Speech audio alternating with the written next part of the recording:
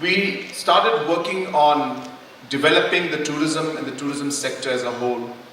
We are finally starting to see the impact of the different steps that have been taken by us to overall improve the tourism ecosystem in the state of Meghalaya. In the last couple of years, starting 2023, we had about 14 lakh tourists, domestic tourists who came in. That's 1.4 million tourists. And last year, 2024, that number increased to 16 lakhs, 1.6 million tourists. So in a matter of 2 years, we saw an increase of about 2 lakh tourists coming into our state. And also if you look at the international tourists, in 2023, we had about 2 lakh international tourists that came in. And in 2024, we had 2.3 lakh international tourists that have come to our state. These numbers are clearly a testament of the kind of change that we are seeing in the overall tourism sector in our state. And I'm happy to inform you that this growth has been very, very consistent. And it's not that these are spikes that happen once in a while, but these are planned strategies and policies that we put in place to see that consistency, to see that growth, to see that sustainability in the whole process. And that is the most satisfying aspect of the growth that we're seeing in tourism. Even this program that we're having today, I'm sure many of us remember this program being celebrated 7 years back.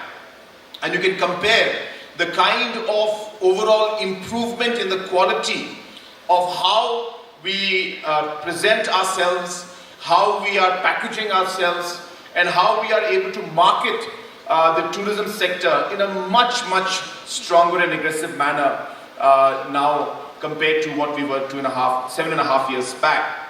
That we have realized that there is a requirement for almost 19,000 rooms, and we are at about 9,000, and no matter how much we push the private sector and other projects, we will be able to maybe touch another 4,000 to max 5,000 rooms. And hence, there is a huge requirement for rooms, and we strongly felt that the homestay scheme, which has worked very well in the past, we are hopeful that this homestay, the new vision that we have, is going to really take this entire mission of ours into a new level. And I was just sharing with Dr. Vijay, which of course next week we should be coming out with the announcement that for the national games, we have a requirement of certain rooms for the games village, as they called it before.